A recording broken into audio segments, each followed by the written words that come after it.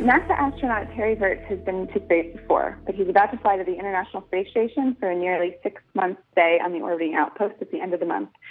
Today, he's speaking to us from Russia, where he and his fellow crew members have been training for their flight to the station. So how are you today, Terry? I'm doing great. Looking forward to launch in just a few weeks.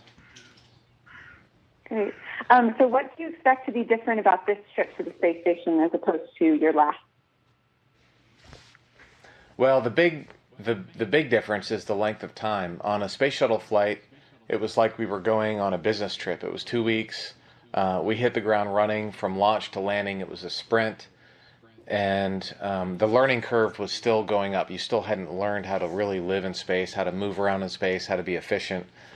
We were still learning. On this trip, it's going to be 6 months. It's more like we're moving to space, and so it's going to be a much different experience. I think I'm going to really feel to be a space person as opposed to an earthling, and so it's going to be a much different experience. Yeah, that's something that I've heard a few astronauts say before, that you become of space as opposed to an earthling. I'm just sort of curious, how do you think that your perspective kind of changes as you fly to space and look down at the Earth from above?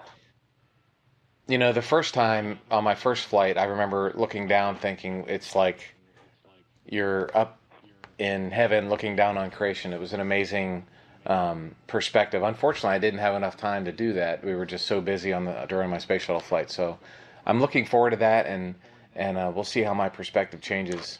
I think one of the things I hope is that I'll just get very familiar with the Earth, and I'll know the Earth by, I'll know what Australia's red because of the desert. It just looks red. And, Central Africa and South America are thunderstorms because you see thunderstorms there all the time. And so hopefully I'll get to really know our planet Earth, much better than I could ever imagine just by looking at it for 6 months. Right. And are you planning on sharing pictures and your experiences of seeing the Earth from space using social media? I will. That's one of the best parts of this job, is that it's such a unique experience and such a small number of people ever get to leave Earth. And so I'm going to be using Twitter and Instagram to share pictures. Astro Terry is the call sign, and hopefully I can just share the adventure that I'm going on with as many people as possible around the world. It's something that I'm really planning on doing and looking forward to. Right. And are there any creature comforts or things that you think that you're going to miss a lot when you're up there for 6 months? Yeah, I'll have to tell you after 6 months. I'm sure that there'll be some things. There's no showers in space. We just use wet towels. The food that they make for us is pretty good. It's much better than what I would cook for myself if I were, living alone. But I think food is something that folks miss. And so, yeah, there are some creature comforts, but no one ever complains about it because it's so awesome being in space.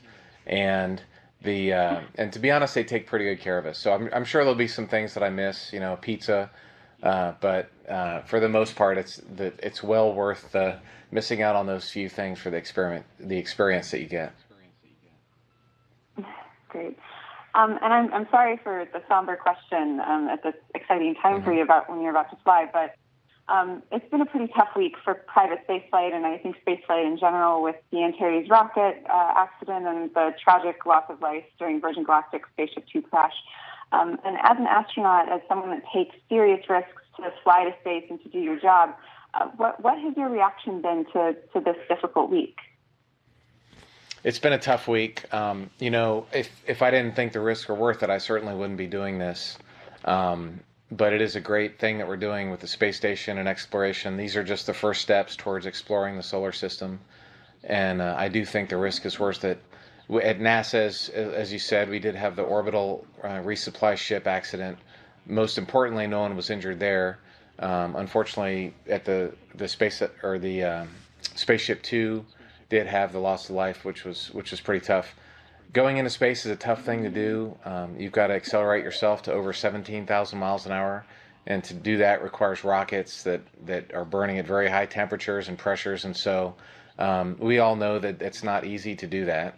And when you're going to do something great like build a space station or go explore the solar system, and you're going to do this for 10, 20, 30, 50 years, you know that you're going to have stumbling blocks along the way.